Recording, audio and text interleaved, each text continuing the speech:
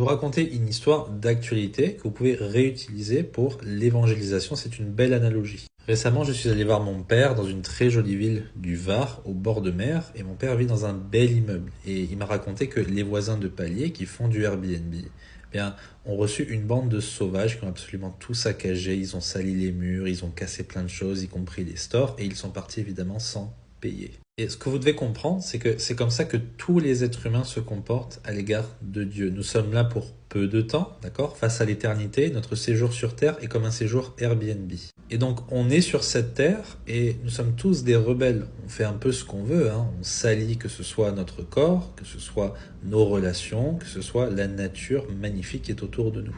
Et on espère partir comme ça sans qu'il n'y ait absolument aucun jugement. Oh bah j'ai bien vécu, hein, et puis après je cesse d'exister. C'est catastrophique, hein, mais c'est pourtant la manière dont tous se comportent, quelque part. Qu'ils croient en Dieu ou pas, c'est ce que l'être humain dans son cœur espère. Sauf que Dieu est bel et bien le créateur de tout ce qui se trouve sur cette terre, y compris votre propre corps, hein. Vous ne vous appartenez pas à vous-même. Et Dieu, il va ramener toute œuvre en jugement.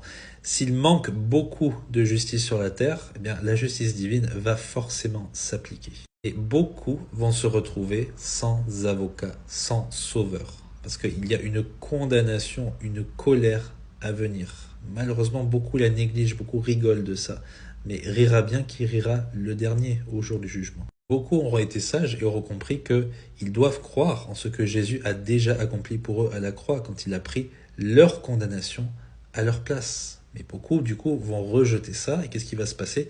Ils vont devoir rendre des comptes et payer pour tous les dégâts qu'ils ont causés. Comment est-ce qu'ils vont payer? En étant jetés dans la prison éternelle que Dieu a créée, qui s'appelle l'enfer, là où il y a des pleurs et des grincements de dents. Puisque si vous transgressez contre un être infini, l'offense est infiniment grande et du coup, la condamnation infinie elle aussi. Puisque soit dit en passant, quand on est en enfer, on grince des dents contre Dieu continuellement et donc on rajoute encore plus de condamnation sur ses épaules.